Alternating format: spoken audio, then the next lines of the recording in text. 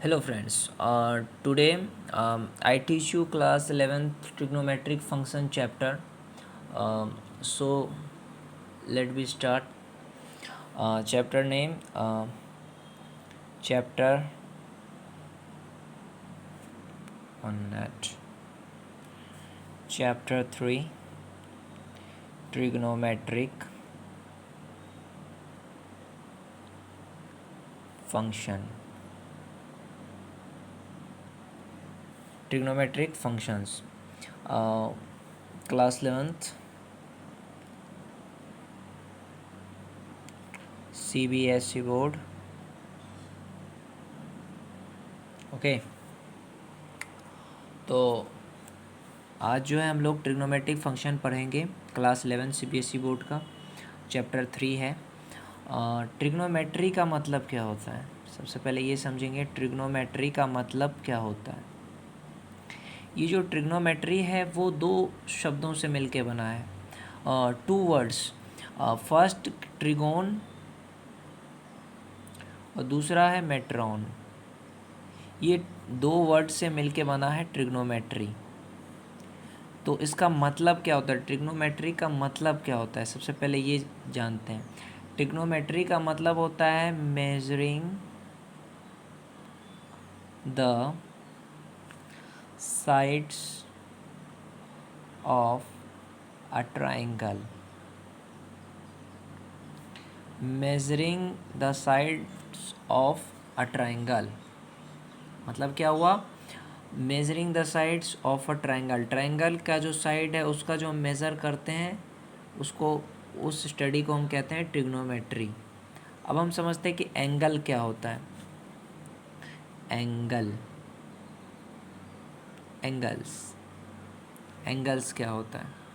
Trigonometry समझ में आ गया। एंगल्स के बारे में, angle is a major of rotation. Angle is a major of rotation of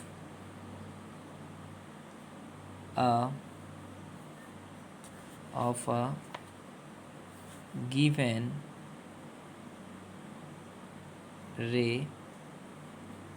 Angle is a measure of rotation of a given ray about its initial point. Angle is major of rotation of a given रे। कोई एक रे है, वो अगर rotate करेगा, यहाँ से रोटेट करके ऐसे, तो वो एक एंगल बनाएगा। तो angle is major of rotation. जैसे यहाँ एक एंगल बनाना है तो ये रे है, रे जब रोटेट कर रहा है तो यहाँ पे एक एंगल बन रहा है।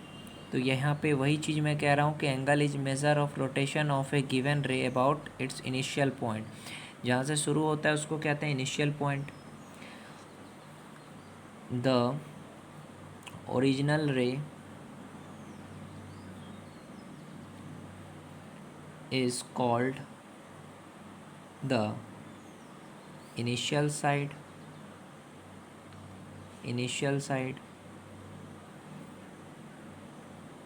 and the final position of the ray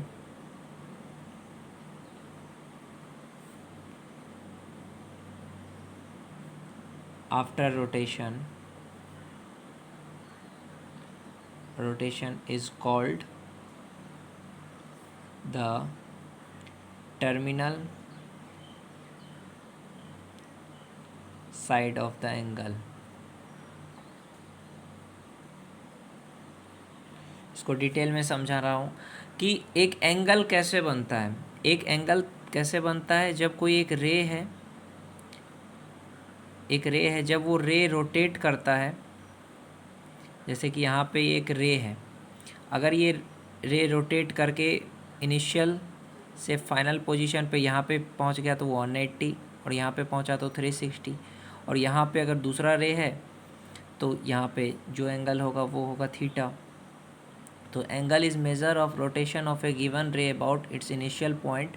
The original ray is called the initial side and the final position of the ray after rotation is called terminal side of the angle. The point, ये जो point है इसको क्या कहेंगे? The point of rotation is called the vertex. इसको कहेंगे vertex.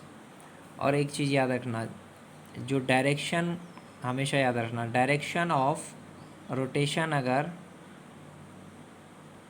Anti clockwise है,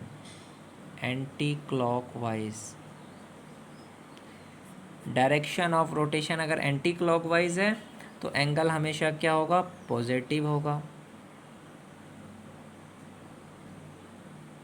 और अगर डायरेक्शन ऑफ रोटेशन जो है वो क्लॉकवाइज है तो एंगल क्या बनेगा? निगेटिव एंगल बनेगा. ये हमेशा याद रखना. ये निगेटिव एंगल कैसे बनेगा और पॉजिटिव एंगल कैसे बनेगा. यहाँ पे मैं बता देता हूँ. जैसे कि पॉजिटिव एंगल की बात करी थी मैंने,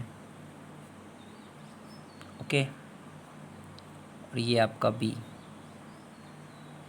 ये आपका ए, यहाँ से ये यहाँ गया तो एंगल बना. ये इसका वर्टेक्स है और ये क्या है? इनिशियल साइड है.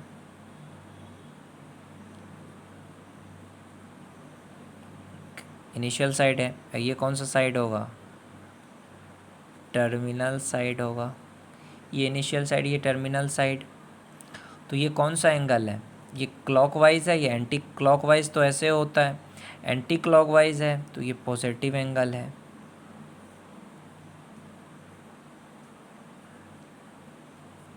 ओके. अब निगेटिव एंगल कैसे होगा?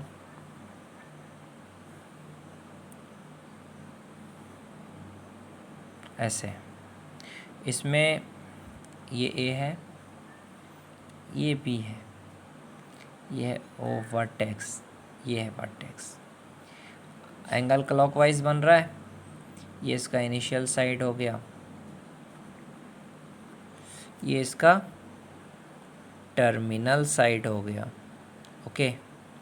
अब जो एंगल बन रहा है वो कैसे, कौन सा एंगल होगा? डायरेक्शन ऑफ रोटेशन क्या है? क्लॉकवाइज है तो ये एंगल कौन सा होगा? निगेटिव एंगल होगा. आ गया होगा. आई होप आपको समझ में इतना.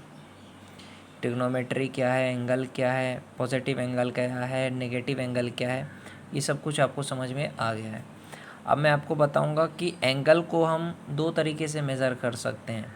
एक होता है डिग्री मेज़र,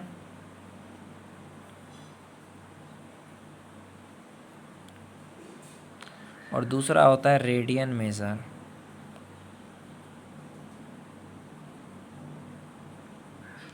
तो किसी भी एंगल को दो तरीके से मेज़र कर सकते हैं. एक रेडियन मेज़र, दूसरा डिग्री मेज़र.